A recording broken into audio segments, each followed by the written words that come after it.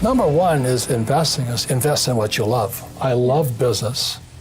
I love real estate. I mean, I really love it. I own this building here. And I love gold and silver. So I invest in what I love. Most people say, do what you love, but I rather invest in what I love. But I love being an entrepreneur. I love investing. It's like Shark Tank to me. I'm always looking at new businesses, new deals. It's just a game like this. When you look at the financial statement, that's like your scorecard. It's like your golf scorecard is your financial statement. But as you know, our schools teach us nothing about financial statements. They have one thing in common. They keep going. They don't just take one answer. So a real entrepreneur, it really makes no difference which country you're in. I have a friend, is multi-family rich guy from France. And, France is as communistic as it gets. He started buying vineyards in Napa and Sonoma. So he went back to the French government and says, it's his wine. He says, I want to ship my wine in bulk to California. And the government says, you can't do that. He says, okay, I can't ship it in barrels. The guy goes, yeah. He says, okay, I'll ship it in bottles. His wine with his California wine and all this. And so he went back to the French government and said, here, try this. See if it's not better. And so now they're all confused because he didn't break any rules. So I'll say it again. Entrepreneur is a mindset first, a skill set, and rules. So a real entrepreneur, it really makes no difference which country you're in. The average person is so afraid of those losses, they never get ahead. Because at school they teach you if you make a mistake or if you fail, you're a failure. I don't cheat on my wife. I don't cheat on my customers. I don't cheat people. I don't cut corners. If I can't do something, I'll tell you up front. If I screw up, I'll tell you. People always kind of dump on fast food industry. If I had to do it again, I'd go work for McDonald's. They have the best business systems in the world. How else can a company take virtually non-college educated people and build a fast food industry across the world? It's called the McDonald's formula of business. The business of McDonald's is not hamburgers. The business of McDonald's is ribs.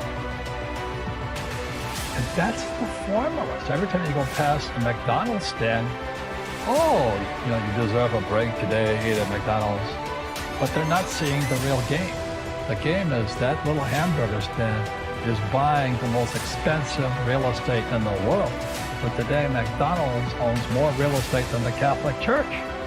So I just go work at McDonald's so I can learn even more. I think when you say to somebody, live below your means, you wipe the spirit out.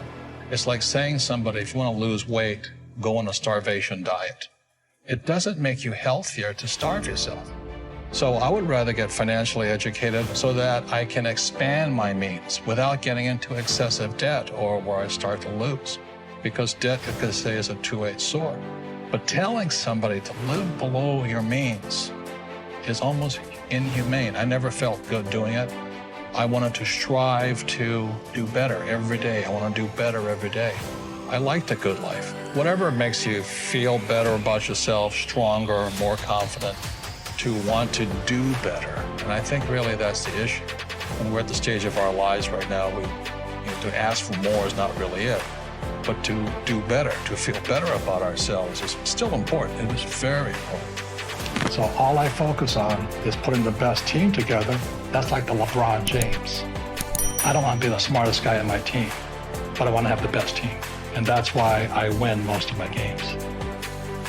That's why, most guys, most major league athletes are broke within 6 years or something. They lose everything. Sure, or a lottery winner. Yeah, because money never makes you rich. And so the thing is to invest in your life experiences, your mentors. So the story of Rich Dad, Poor Dad is choosing between two different teachers. If I followed my poor dad, I'd probably be a government employee in Hawaii, or a tenured teacher. Yeah.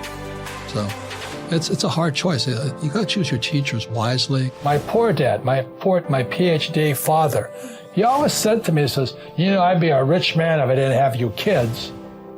And I said, well, Dad, it's not my fault you had kids. I just can't afford it because I have kids. And the more he said that, the angrier I got. So when I met my rich dad at age 9, he says, well, that's why your old man's poor, because he's lazy.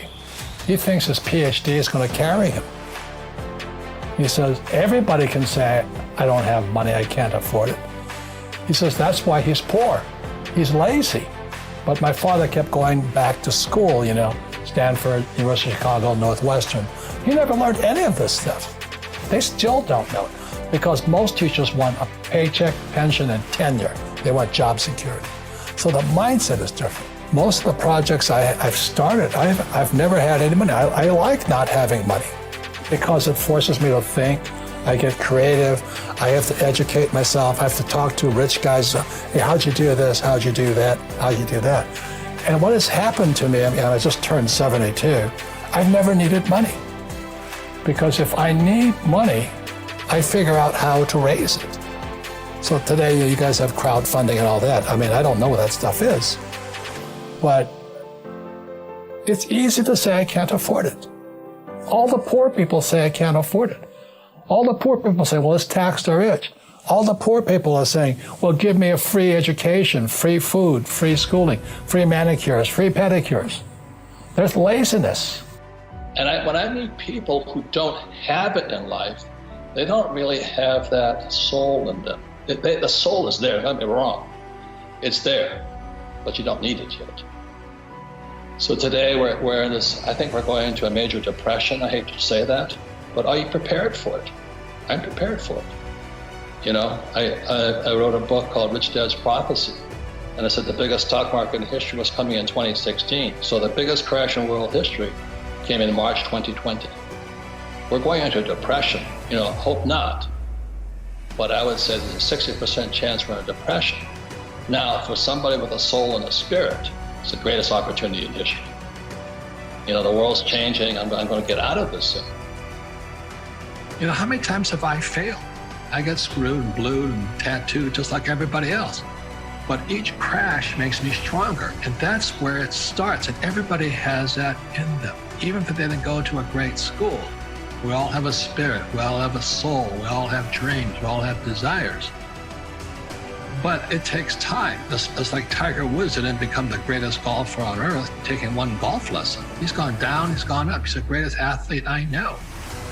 So some of those comments I've seen on my Twitter sites, well, I'm not interested in money. Well, your host, those few words, I'm not interested in money, or I don't want to be rich, screws you for the rest of your life.